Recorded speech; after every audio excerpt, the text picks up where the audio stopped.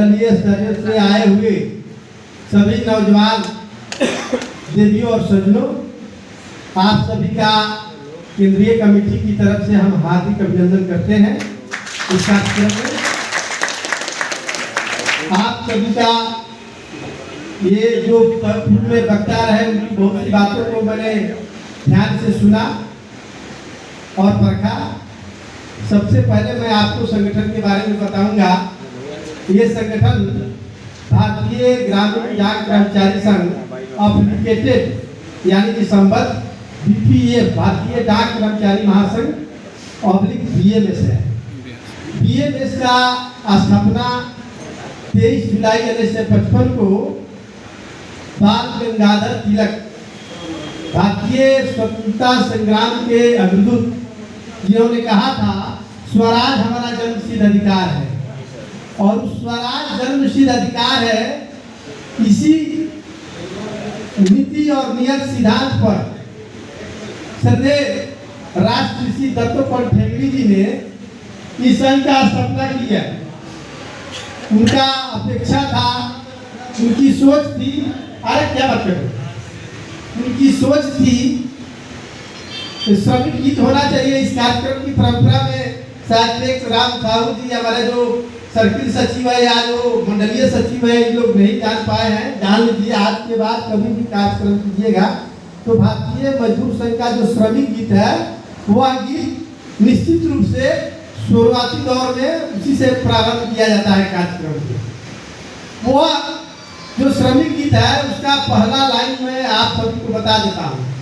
वह है कि मानवता के लिए उषा की किरण जगाने वाले हम, शोषित पीड़ित दलित जनों का भाग बनाने वाले हम। उनकी सोच थी श्रद्धेय दत्तोपंत ठेंगड़ी जी का कि समाज के अंतिम पायदान पे बैठे हुआ जो व्यक्ति है इस देश के किसान, मजदूर और श्रमिक में ये नहीं समझते कि जो खेत में काम करते हैं वही श्रमिक है। इस देश के दिल्ली के सेंट्रल सेक्रेटरीट में काम करने वाला एक कर्मचारी भी श्रमिक है। इस पोस्टल में काम करने वाला, चाहे सेंट्रल और स्टेट गवर्नमेंट के किसी भी सेक्टर में काम करने वाला कोई भी कर्मचारी वह श्रमिक है, और एक किसान और मजदूर भी श्रमिक है। तो सबका हित का मेल मिलाने वाले हम, शोषित पीड़ित दलित जनों का भाग बनाने वाले हम। तो श्रमिक गीत में आगे यह गीत है, ये पक्की आएगी आपको। तो हमारा उद्देश्य है ये संगठन का कि समाज के अंतिम पायदान पर जो भी सेक्टर में है, चाहे वो किसान हो, मजदूर हो या कर्मचारी वर्ग में हो, उनका समस्या का समाधान हो, निराकरण हो, उनके जीवन का उत्थान हो। और इसी क्रम में हम लोगों ने सदियों से जो शोषित पीड़ित वंचित भारतीय डाक में ग्रामीण डाक सेवक हैं उनको बंधुआ मजदूरी से मुक्ति के लिए ये P4 का एजेंडा 11/6/2023 को राष्ट्रीय कार्य समिति की बैठक हमारा भारतीय डाक कर्मचारी महासंघ कार्यालय T21 संसद मार्ग नई दिल्ली में है। एक संसद का जो फ्लैट होता है उससे बेहतर फ्लैट आवास वहाँ है। कभी किसी को मौका लगे, किसी जरूरत बस आए तो निश्चित रूप से जाइएगा, फ्री ऑफ कॉस्ट आपको रहना, वहाँ कोई प्रॉब्लम नहीं है। आप बेधड़क किसी काम के लिए जाए तो वहाँ ठहर सकते हैं। तो वहाँ हम लोगों ने 11/6/2023 को यह निर्णय लिया P4 का एजेंडा GDS को 12/24/36। आज जो इम्प्लाई 2 साल 3 साल 4 साल पहले आए हैं GDS और 20 साल से काम कर रहे हैं, दोनों का वेतन समान रूप से है। कोई डिफरेंट होना चाहिए कि 20 साल सेवा देकर आया है आप में और उसमें कुछ में डिफरेंट होना चाहिए। तो उसके लिए हमने 12/24/36 का ये मुद्दा रखा। बहुत सारे व्हाट्सएप ग्रुप में हिंदुस्तान में आजकल सोशल मीडिया पर नए यंगस्टर जो GDS है वो बोल रहे हैं 12/24/36 की क्या जरूरत है। अरे 12/24/36 की निश्चित रूप से जरूरत है। जो 20 साल 25 साल 30 साल इस विभाग में काम कर चुका है और तुम 3 साल 4 साल पहले भाई आए हो, तो तुम्हारे और उनके बीच में इस सेवा का कुछ तो फल उसको मिलना चाहिए, आपके सीनियर साथी को। तो इसके लिए हम लोगों ने रखा। उसके बाद इसमें एक P4 में जो 2 नंबर का है वो हेल्थ है कि कोई भी GDS भगवान ना करे बीमार हो गए, बीमार होता है वो है इसका आश्रित फैमिली, तो उसके लिए हमारा हेल्थ जो है सुविधा मिलना चाहिए नेशनल स्तर पर, जैसे एम्स है या राज्य स्तरीय एम्स है वहाँ मिलना चाहिए। और तीसरा जीडीएस को 5,000 पेंशन विथ डीए, और चौथा जो है रूल 3A को रिलीव करो यानी कि निरस्त करो। जैसे कश्मीर का धारा 370 समाप्त हुआ वैसे ही इस रूल 3A को समाप्त किया जाए। रूल 3A का जो नियम है उसके तहत कोई भी जीडीएस 4 से 5 घंटा के अलावा काम नहीं कर सकता है। अगर काम भी कंबाइंड ड्यूटी भी कर रहा है तो उसका अपना वर्क 3 घंटा या 4 घंटा अगर उसमें जितना 5 घंटा के लिए जुट जाए उतना ही काम लिया जा सकता है, उससे ज़्यादा नहीं ले सकता है कोई। अगर कोई ले रहा है इसका मतलब समझिए स्थानीय स्तर पर आपके यहाँ इंस्पेक्टर राज कायम है और आप सभी मिलके किसी इंस्पेक्टर से लड़ नहीं पा रहे हैं। हम देखते हैं व्हाट्सएप ग्रुप में बहुत सारा लोग जो है कि यूनियन को और नेता को बहुत अपशब्द बोलता है, लेकिन ये कभी नहीं विचार करता है कि एक केसों में 15-16 हम जीडीएस है, एक सब डिवीजन में जो है 70 से 80 पीओ रहता है, 50 पीओ रहता है, 40 पीओ रहता है, कम से कम 100 जीडीएस रहता है।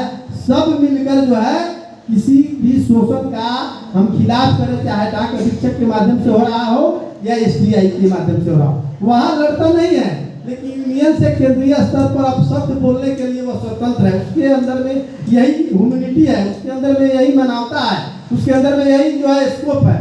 बाकी वो अपने लोकल स्तर पर सामने नहीं लड़ सकता है। व्हाट्सएप पर लिख दिया, अरे व्हाट्सएप पर तो आप ही हमको गाली लिख सकते हैं, तो क्या होगा? आसमान पर थूकने से तू कहाँ पलट के जाता है? उससे कुछ नहीं होता। आप हमारा विचार गलत है, हमारा सिद्धांत गलत है, हमारा कार्य गलत है, हमको बदल दीजिए। हम राष्ट्रीय अध्यक्ष हैं या ये विक्रम साहू जी सर्किल सेक्रेटरी है, अक्षय चौहान डिविजनल सेक्रेटरी, काम नहीं कर रहे, बदलिए। आप खुद बदलिएगा, जमाना बदलेगा, हम बदलेंगे, दुनिया बदलेगा। आप स्वयं को नहीं बदल पाइएगा, स्वयं नहीं कर पाइएगा, स्वयं जागरूक नहीं हो पाइएगा, दुनिया की कोई ताकत आपका भविष्य नहीं बदल सकती है। हम यहाँ भाषण देने नहीं आए हैं, एक एक चीज को हम आप लोगों को यह जानकारी देने आए हैं कि स्टेप बाय स्टेप अगर आप संगठित होकर लड़ते हैं, संघर्ष करते हैं, तो 100 साल पहले जो मुगल कालीन शासन था, जहां धर्म का टैक्स लिया जाता था, वो मुगल चले गए। उसके बाद अंग्रेज आए, उनके पास तो गोला बम बारूद सब था, जेल था, उनका अपना फौज था, सिपाही था, हिंदुस्तान पर शासन किए और इस देश के निहत्थों लोगों ने 1857 से संघर्ष करते करते करते 1947 में उसको खदेड़ के भगा दिया। भगाया कि नहीं भगाया? जी सर। है 1857 में जो सिपाही विद्रोह हुआ था, मंगल पांडे जी ने किया था, तो उस समय बहुत सारे लोग मारे गए, बहुत से लोग मारे गए। आजादी का कारवां चलता रहा।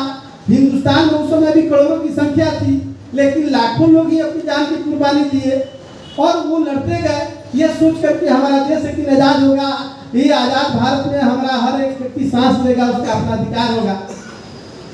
सबको तो नहीं लड़ता है। तो उसी तरह इस समाज में भी आपको अगर कोई साथी नहीं लड़ता है, उसको ओबलाइज कीजिए, प्रोत्साहित कीजिए। आप कहीं जाने में असमर्थ है तो उसको चंदा दीजिए, उसको टिकट कटाइए, उसको भाड़ा दीजिए, भेजिए कि भाई आप दिल्ली में रहनी है, जाओ, रायगढ़ में कार्यक्रम हो रहा है, जाओ। संगठन केवल स्वयं के सहभागिता से ही नहीं चलती है, बहुत प्रकार की सहभागिता होती है, उससे यह संघ चलता है। नहीं तो आप अंग्रेज की तरह जैसे शासन किया वैसे शासन में जियोगे। आज भी पूरे हिंदुस्तान में मिनी इंस्पेक्टर राज जो है वो अंग्रेजों का राज चलता है और इस सच्चाई से कोई मैंने इनकार नहीं कर सकता है। कोई आप बात रखने जा रहे हैं, अगर आपसे बात नहीं बन पाती है, आपको कोई कमांड में दूसरे व्यू में टैग कर दिया, आपको यहाँ से उठाकर 30 किलोमीटर आगे तो फेंक दिया। ये हो क्या रहा है भाई? आप लोकल स्तर पर नहीं लड़ रहे हो, केंद्रीय स्तर के संगठन का काम क्या है? वो आपके वेज स्ट्रक्चर जो मजदूरी संरचना है, जो आपका TRCA है, उसका बदलाव, उसको बेहतर करने का, उस समस्या को केंद्र स्तर पर रखने का है। लोकल स्तर की समस्या को यहाँ डिविजनल स्तर से इसको हैंडल करना है। जो यहाँ से नहीं होने वाला वो राज्य स्तर पर होगा।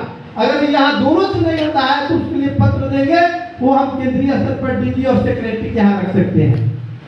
जैसा कि आप लोग का P4 का एजेंडा हम लोगों ने 11/6/2023 को मीटिंग किया और अगले दिन 12/6/2023 को सेक्रेटरी पोस्ट डीजी पोस्ट को P4 का एजेंडा हम लोग दिल्ली में डाक भवन में देके आए हैं। आप लोग व्हाट्सएप ग्रुप में देखे हुए गया है, अच्छा तो वहाँ बताया होगा आप सभी को।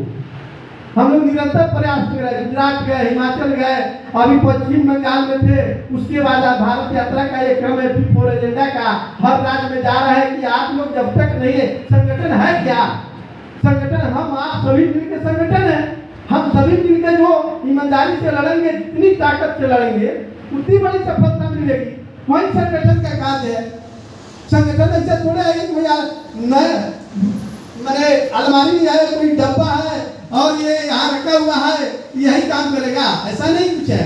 संगठन आप हम सब मिलकर जो संगठित हुए हैं, सदस्य बने हैं, यही संगठन की ताकत है। हम सभी मिलकर यहाँ रायगढ़ में एचओ के पास या डाक अधीक्षक के पास जो धरना प्रदर्शन करेंगे, फाइट करेंगे, ये संगठन का परिणाम है, कार्य है। राज्य स्तर पर रायगढ़ में करेंगे वो